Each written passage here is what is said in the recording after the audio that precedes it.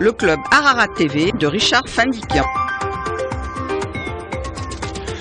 Bonjour à toutes, bonjour à tous, c'est le club Ararat TV Radio Dialogue. Vous retrouvez cette émission multidiffusée sur Radio Dialogue, également en podcast sur le site de la Chambre de commerce et d'industrie franco-arménienne ccifa-france.com. Vous retrouverez aussi cette émission sur les réseaux sociaux, notamment sur notre page Facebook où vous pourrez poster vos commentaires. Une émission consacrée aujourd'hui au Phonéton arménien 2014 avec les interviews de Adriana Karambeu-Ohanian et de Patrick Fiori, les deux prestigieux parrains du Phonéton 2014, organisé par le Fonds arménien de France. Le Phonéton est l'une des plus importantes opérations humanitaires organisées en France au profit de l'Arménie et du Karabakh. Le Phonéton 2014 se déroulera cette année du 19 au 22 novembre à Marseille. Avec nous en studio, Levon Jolakian, maître Levon Jolakian, président du Fonds arménien de France pour la région sud. Levon Jolakian, bonjour. Bonjour. Au rendez-vous donc cette année, le charme, la générosité et le talent multiplié par deux au service de l'Arménie et du Karabakh. Adriana Karambeu et Patrick Fiori, marraine et parrain du Phonéton 2014. Deux messages d'espoir d'Adriana Karambeu-Ohanian et de Patrick Fiori que nous écoutons pour commencer cette émission. Bonjour, c'est Adriana. Cette année, je suis la marraine du Phonéton avec Patrick Fiori. Embarquez avec nous dans cette nouvelle aventure. Soutenez-nous, soutenez le Fonds arménien de France. Les enfants et les familles d'Arménie et du Karabakh ont besoin de nous. De l'eau potable, de l'électricité, des routes, la vie quoi. Participez au Phonéton, soyez généreux. On vous attend. Je compte sur vous. Alors le Phonéton 2014 dans toute la France cette année du 20 au 23 novembre pour Paris, Lyon et Toulouse et du 19 au 22 pour Marseille et Nice Côte d'Azur. Quelques mots de présentation sur l'association humanitaire Fonds arménien de France, née en 93 et affiliée au Fonds Ayastan qui est basé en Arménie. Le Fonds arménien de France a pour vocation de construire et rénover des infrastructures indispensables au développement socio-économique de l'Arménie et du Karabakh, maître Jolakian. Oui, absolument, oui. Ça fait 23 ans maintenant que le Fonds arménien existe. Il a été créé, bien sûr, à l'initiative, enfin je le rappelle pour ceux qui ne le savent pas, il a été créé à l'initiative du président de la République d'Arménie de l'époque, Kocharian, ainsi que le Catholicos, qui a donc réuni en son sein les différents pays qui organisent maintenant un phonéton ou un téléthon, suivant le pays où on se trouve. Il y a 25 pays qui font maintenant partie du Phonéton et chaque année, donc, nous récoltons des fonds qui sont destinés à la rénovation du pays. Notamment, nous avons commencé en Arménie.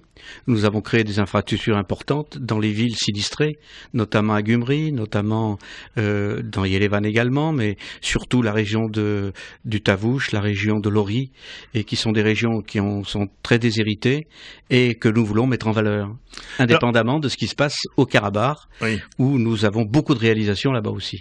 Alors, est-ce qu'on peut dire que l'association Fonds arménien de France est représentative de la diaspora arménienne en France ? Le Fonds arménien est une association qui est absolument indépendante de toute option politique.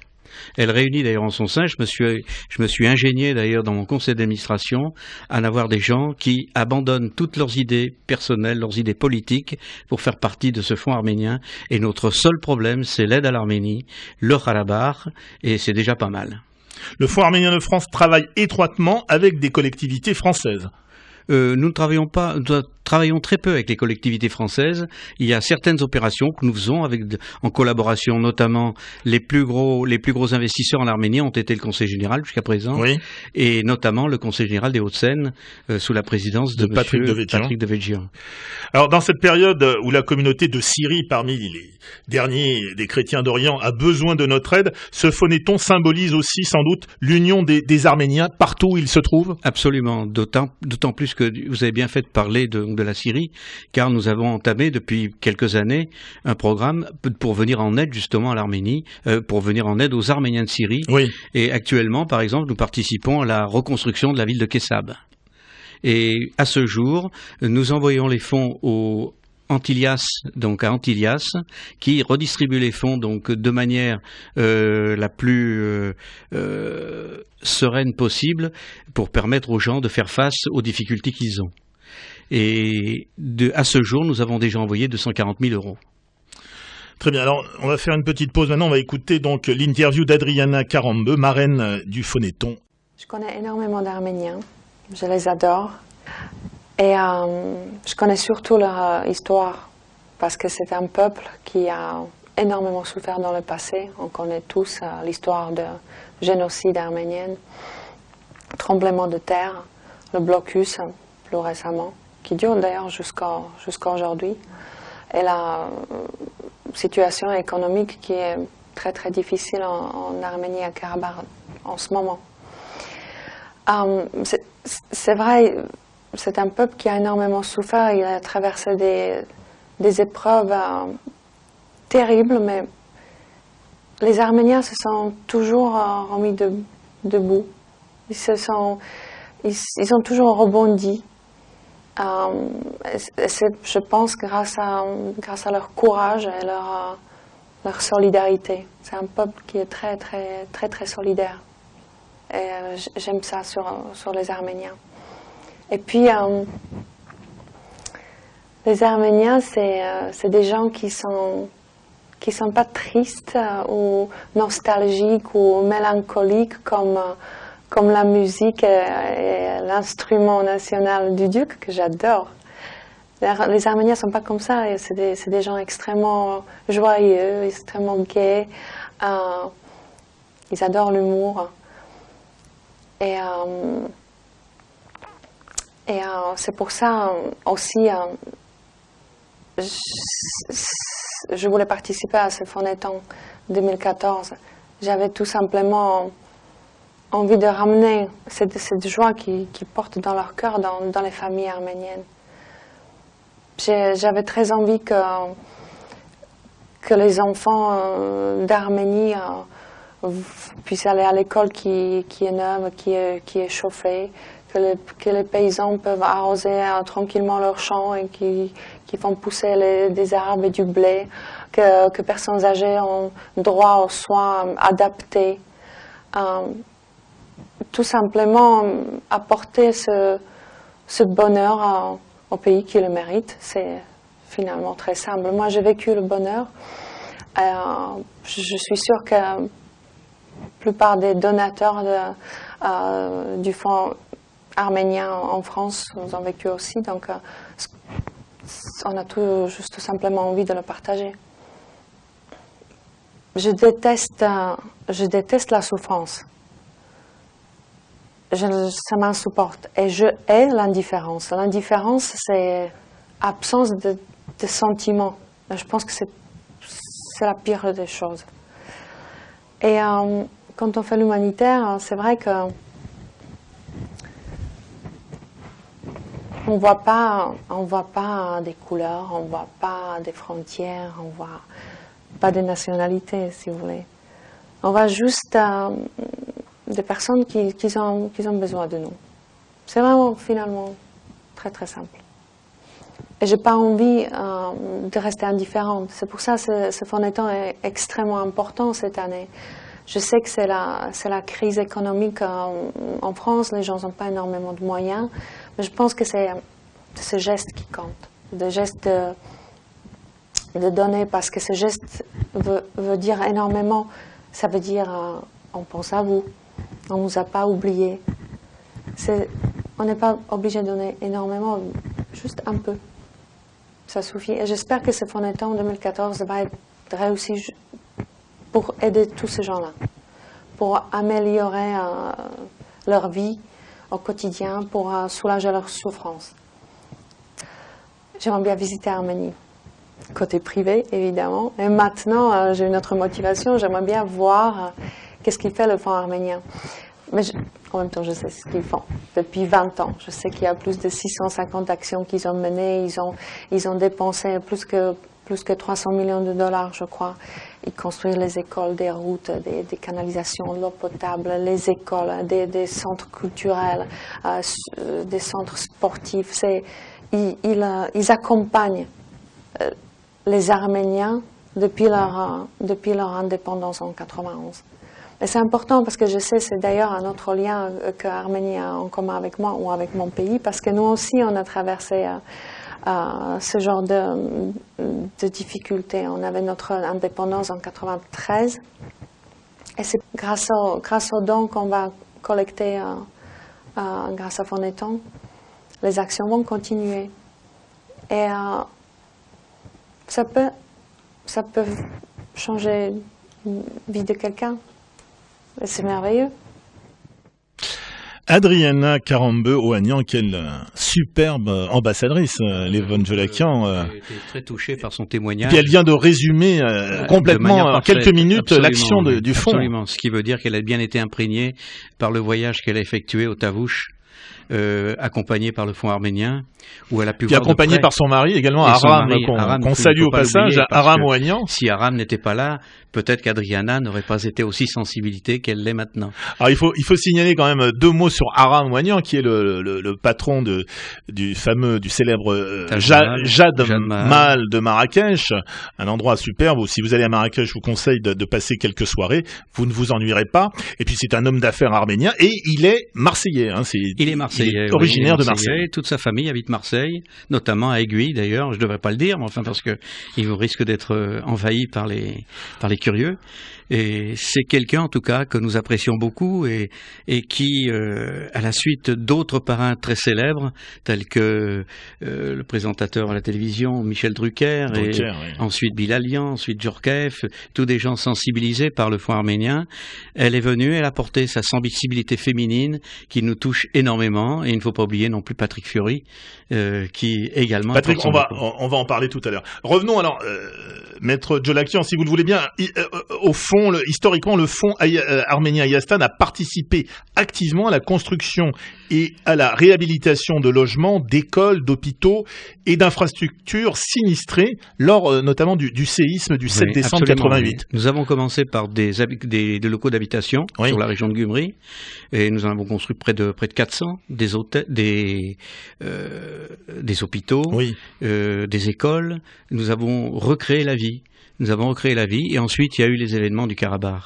Et on a eu une grosse initiative, c'est celle de cette fameuse route de Lachin que nous avons traversée sous les balles ennemies, pratiquement, pour construire cette route qui va de Goris à Stepanakert et qui a recréé le lien entre le Karabakh et l'Arménie. Alors justement, contrairement à l'Arménie, qui est un État indépendant, reconnu sur le plan international, le Karabakh ne bénéficie pas, lui, de fonds d'aide internationaux. Non. Pourtant, la guerre n'y a épargné pratiquement aucun village et aucune ville. Le fonds arménien Ayastan a donc décidé de consacrer pratiquement les 2/3 de ses investissements à cette région. Il n'y a pas de pourcentage précis, mais enfin une grosse partie en tout cas de son investissement s'est passée au Karabakh parce que c'était un pays totalement déshérité, complètement isolé et sous le feu constant donc de l'Azerbaïdjan. Même aujourd'hui, il y a des morts dans les régions dans lesquelles nous travaillons. Il y a des morts tous les jours, malheureusement, notamment au Tavouche. Le Tavouche, c'est la plus grosse réalisation actuelle du fonds arménien. Nous avons créé une nouvelle structure qui s'appelle le Himna Tavouche, qui est une fondation spécialement dédiée à cet effet et qui est en train de rénover toute la région nord de l'Arménie. Le Tavouche, c'est une très grande région et avec les travaux que nous avons effectués, les travaux d'irrigation, l'agriculture, l'élevage, nous avons créé toutes des fermes qui sont exploitées sous forme de coopératives que nous avons mis entre les mains donc des Arméniens eux-mêmes là-bas et qui commencent à gérer et qui font du fromage, qui est vendu en Arménie, qui est vendu en Russie et que nous espérons un jour exporter en France, étant donné sa qualité. Donc c'est une région que nous mettons qui est en plein développement et j'avoue que personnellement, je suis assez fier de cette réalisation, qui est due en partie à monsieur Patrick Devedjian, il ne faut pas l'oublier, qui chaque année donc fait voter par le Conseil général des Hauts-de-Seine une subvention de 500 000 €. Le surplus étant amené par le fonds arménien, par les dons que nous apportons, et bien sûr, et c'est un programme qui va se réaliser encore sur quelques années. Est-ce qu'on a dénombré le nombre de projets et le montant, hein? On parle de 650 projets pour un montant de 240 millions de dollars. Les chiffres sont à peu près ceux-là. 650 projets, 650 réalisations. Réalisations, oui. Enfin, projets qui ont abouti. Et il y a des projets qui sont en cours. Absolument. Il y a des projets qui sont en cours, notamment, actuellement, nous construisons au Karabakh des centres sociaux. des centres sociaux pour permettre aux habitants de se réunir, de se retrouver. Et ces centres sociaux vont être, il y aura la mairie, il y aura toutes les infrastructures des régions, ce qui fait que des habitants qui sont isolés et qui sont à 3, 4, 5 kilomètres de toute âme qui vive peuvent venir là, se réunir, se rencontrer, créer des associations et créer une vie nouvelle. C'est le forum à l'italienne, si vous voulez. Après la voix d'Adriana, voici celle de l'autre parrain du Phonéton 2014, autre signe d'amitié, autre message de solidarité. Écoutons maintenant l'interview de Patrick Fiori, parrain du Phonéton 2014. J'ai vu pas mal de parrains et de marraines passer, donc j'observais un petit peu ce que tout le monde avait eu la gentillesse de faire, et je me suis dit qu'un jour mon tour allait arriver, et voilà. Et en plus je suis plutôt super bien accompagné avec Adriana. D'origine arménienne par mon papa, ayant découvert l'Arménie vraiment pour la première fois il y a plus de 10 ans, peut-être 12 ans à peu près. L'Arménie qui n'était encore pas, qui était malheureusement pas ce qu'elle commence à devenir, hein. C'était assez particulier. Et la rencontre pour la première fois avec ma famille là-bas, mon père ne les avait pas vus depuis presque 40 ans, 45 ans. Donc ça a été un choc, un véritable choc, à la fois de culture, de plein de choses, mais finalement pas si choquant que ça, parce que j'ai retrouvé plein de choses d'enfance, quoi. J'ai retrouvé évidemment la bouffe, quoi, parce que c'est sûr que ma mère travaillait déjà les épices à la demande de son mari, donc de mon père. Donc tout ça flottait un peu dans la maison. La musique arménienne était assez présente, même si je savais pas vraiment quand j'étais jeune garçon. Mais là, tout a pris un sens, vraiment. Donc de Ishmiadzin à Erevan, de Erevan au Kharabar. On a fait un petit peu tous les coins, voire les recoins. On a croisé ces dames-là qui vendent quelques fruits au détour de centaines de kilomètres dans un virage quelconque. Et puis profiter aussi à l'époque avec Provence-Arménie de faire quelques actions humanitaires avec mon papa. Il y avait mon frère aussi, puis ma mère. Donc on avait des gens nous avaient confié dans des conteneurs un peu de tout, que ce soit des affaires de sport, que ce soit de la laine pour tricoter. Enfin, il y avait vraiment de tout. Et pour être sûr que les gens puissent avoir ça en main propre, on allait les remettre nous dans les villages, quoi, avec l'association. Et quand je dis nous dans les villages, c'est la famille. Voilà, c'est avec Agopik qui malheureusement nous a quittés, mais c'est lui qui nous a permis de faire ce voyage à la fois magique, superbe, mais à la fois douloureux aussi, hein, parce qu'on a rencontré des moments très compliqués. Mais on l'a fait. Voilà. Et puis moi, ça m'a donné envie de continuer, et ça a éveillé plein de choses en moi que j'ai voulu savoir, parce que l'arménien est plutôt discret en règle générale, surtout mon père, qui nous a toujours raconté le beau, quoi, mais l'envers du décor. Jusque-là, il l'avait bien gardé, de par ce que lui avaient dit mes grands-parents, et eux aussi sont bien gardés de me dire tout ce qui s'était passé. Donc là, je suis rentré un petit peu plus dans le cœur du passé. Et donc, les langues se sont déliées, et donc j'ai pu apprendre beaucoup de choses. Et à partir de ce moment-là, je me suis dit bon, ok, en fait, voilà, c'est ça, quoi. J'ai cet héritage-là qui est magnifique, mais qui est pas non plus magnifique, qui est aussi douloureux. Donc, je peux comprendre aussi l'état d'esprit et aussi ce qui peut me guider dans la vie. J'ai compris ça le jour où mon père m'a véritablement expliqué l'envers du décor. Et j'ai eu envie d'y aller, j'ai eu envie de faire encore beaucoup plus de choses. Alors on est reparti avec Provence-Arménie, on a continué à faire de l'humanitaire, même si ça s'est pas vraiment su, même si j'en ai pas fait vraiment publicité à l'époque, voilà. Et puis j'ai rencontré les gens du Fonds arménien. Alors c'est étonnant parce que aujourd'hui je suis parrain du Fonds arménien de France avec Adriana Karambeu. Et moi, le Fonds arménien de France, je l'ai rencontré là-bas alors que j'étais pas parrain. Je les voyais dans l'action en permanence. C'est digne, c'est bien fait, c'est clair, c'est net et c'est précis. Et à chaque fois, au détour d'un café, je discutais un peu avec eux, ou dans la rue où on s'asseyait et puis ils me montraient les plans sur ce qu'ils allaient élaborer, en tout cas sur ce qu'ils étaient en train de faire. On parle d'eux. ces kilomètres de route, on parle de ces kilomètres d'eau potable qui arrivent aujourd'hui, de l'électricité qui arrive dans des endroits très reculés de Yerevan et du Kharabal aussi. Et donc là, j'ai pu vraiment apprécier le travail qui a été fait sur place quand moi j'étais pas là, quand les Arméniens de France, en tout cas, n'étaient pas spécialement en Arménie. Eux, ils étaient là en train d'œuvrer et de mener vraiment chaque point à bien. Et voilà. Et je suis d'autant plus heureux d'être le parrain avec Adriana cette année pour essayer d'avoir la bonne parole et en tout cas d'essayer d'avoir cette sagesse-là que eux ont, puisque vraiment ils bossent très très fort.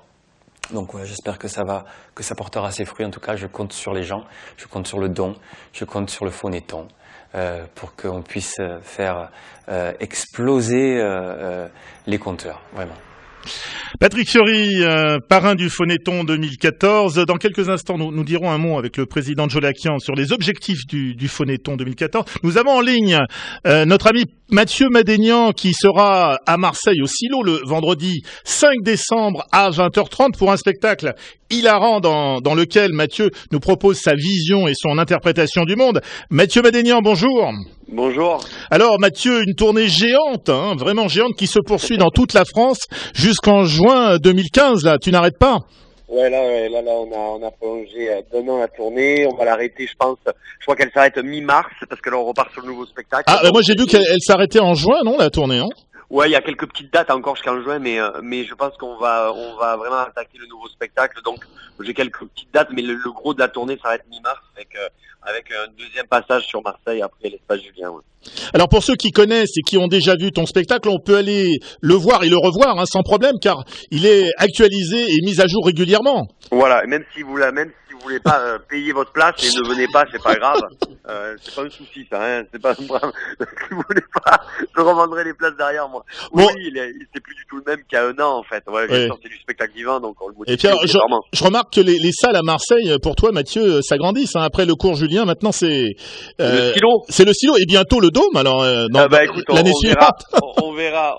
C'est le Dôme, c'est quand je ferai les pubs pour le Crédit Lyonnais. Là, peut-être que ça marchera un peu mieux. Ça sera bon signe. Et actuellement, alors pour toi, c'est pas trop difficile quand même de trouver une source d'inspiration dans l'actualité politique, hein? Il y a pas mal de trucs, ouais. Il y a pas mal. Il y a du grain à moudre. Mais le truc, c'est que c'est encore plus marrant que ce que moi je peux dire, donc c'est un peu relou à trouver le décalage là-dedans, parce que tu t'aperçois que c'est vraiment, mais c'est incroyable, quoi. Enfin, bref, c'est rigolo, c'est rigolo et pathétique. Alors bon, j'essaie de trouver le truc marrant là-dedans, mais c'est vrai que c'est tellement énorme. J'ai l'impression que c'est des gamins de 14 ans qui s'amusent à se tirer dans les pattes. Et je me dis, mais je vote pour ces mecs-là, moi, mais c'est pas possible. C'est fou, ça, quand même. C'est incroyable. Est-ce qu'on peut rire de tout, Mathieu Madénian? Oui, bien sûr. Sans problème. Attends, heureusement qu'on peut rire de tout. On est dans une belle démocratie où on peut dire ce qu'on veut et limité par la loi qui est assez large sur la matière, donc ça va. Faut arrêter d'exagérer. Tant que tu assumes derrière que c'est marrant, voilà. Après, c'est comme si les gens me disent, il y a des mecs courageux sur scène. Il n'y a aucun mec courageux sur scène. Un mec courageux sur scène, c'est un mec qui ira faire des blagues sur la burqa à Bagdad. Là, ouais, t'es courageux. Là, on est en France, on a beaucoup de chance, donc profitons-en. Alors, la cité phocéenne, c'est une ville chère à ton cœur, où réside d'ailleurs une partie de ta famille. Alors, quelle sensation tu as quand tu reviens à Marseille? Écoute, si ma famille paie les places, moi je suis content, y a pas de souci. Non, quand je reviens à Marseille, c'est toujours agréable parce que même quand on revient dans la région, parce qu'on a fait pas mal de villes dans la région, on a fait Aix, Marignane, Martigues, Carnoux, tu vois, on tourne pas mal dans la région. Et c'est super cool, ça me permet d'aller voir mes grands-parents, ça me permet d'aller me balader au bord de la mer, ça me permet parfois j'ai bouffé avec Bousso, donc ça me permet de voir des potes aussi. Donc c'est bien, moi je suis assez content de revenir. Et puis c'est le sud, quoi, tu vois, dès que tu reviens dans le sud, moi j'aime bien. Bon Mathieu, en tous les cas, on sera tous là au rendez-vous, présents au Silo le 5 décembre, donc à 20h30. On peut encore donc réserver ces places. Il reste encore quelques places. Il en reste 4. Ah bon, alors faut vite se dépêcher. Il faut aller sur le site silo-marseille.fr pour voir absolument Mathieu Madénian au Silo le 5 décembre prochain. On t'embrasse Mathieu, à très vite. Merci beaucoup, salut, ciao. On revient donc au Fonds arménien. Donc les objectifs du fonds, on en a parlé très rapidement. Il nous reste juste 3 petites minutes. On va parler aussi des bénévoles, Lévon Jolakian. On a un besoin énorme de bénévoles. Oui. Alors comment on fait si on veut aider le fonds bénévolement? On travaille pendant 4 jours, du mercredi au samedi soir, et nous commençons un jour avant Paris d'ailleurs, pour des raisons pratiques, sachant que les Marseillais le dimanche aiment bien aller au soleil. Oui. Donc on terminera le samedi soir, et il nous faut des bénévoles parce que nous avons à peu près 30 ordinateurs sur lesquels on travaille, et il faut qu'il y ait constamment 30 personnes qui soient sans arrêt en train de téléphoner du matin au soir. On commence le matin à 9h30 et on termine le soir à 8h. Donc les gens se relaient, ils ne sont pas obligés de venir la journée entière, ils peuvent venir 2h, 3h, 5h, mais chacun apporte son bol, et ça c'est formidable parce que ça se passe dans une ambiance extraordinaire où les gens se retrouvent, les gens, les bénévoles rencontrent des personnes qu'ils n'ont pas vues depuis très longtemps, et c'est un moyen également de se réunir, de se retrouver. On a un petit mot quand même avant de terminer cette émission sur les objectifs précis du Phonéton 2014. Alors 2014, c'est le Tavouche qu'on veut développer parce que c'est le gros morceau. C'est également donc ces centres communautaires, et c'est également donc la Syrie. Ce sont les 3 principaux sujets cette année. Donc il faut absolument qu'on aide la Syrie, c'est très important, c'est un problème de survie pour eux. Et pour nous, c'est quand même un problème moral de voir que nous, dans notre tranquillité ici, nous apportons quelque chose, nous bougeons malgré tout pour essayer de leur apporter un petit réconfort. Merci Maître Jolakian. Je rappelle que vous êtes le président du Fonds arménien de France pour le sud de la France. Alors je termine en donnant quand même, pour tous ceux justement qui veulent apporter leur pierre à l'édifice, tous les bénévoles donc qui souhaitent encore participer à ce phonéton pour la région de Marseille. Je vais vous donner donc le téléphone de Monsieur Franck Ohanessian, qui va prendre en charge toute la partie donc inscription. Donc Franck Ohanessian, vous pouvez le joindre au 06 13 07 36 88. Je répète, pour tous ceux qui souhaiteraient donc devenir bénévoles pour le Fonds arménien de France à Marseille, vous appelez Franck au 06 13 07 36 88. Voilà, c'est la fin du Club Ararat TV Radio Dialogue. Merci à vous d'avoir participé à cette émission et de l'avoir surtout écoutée. Vous retrouverez donc cette émission en podcast sur le site ccifa-france.com et sur les réseaux sociaux et notamment sur notre page Facebook. En attendant de vous retrouver pour un prochain numéro du Club Ararat TV, je vous souhaite de passer une excellente semaine et je vous dis à très vite sur Dialogue.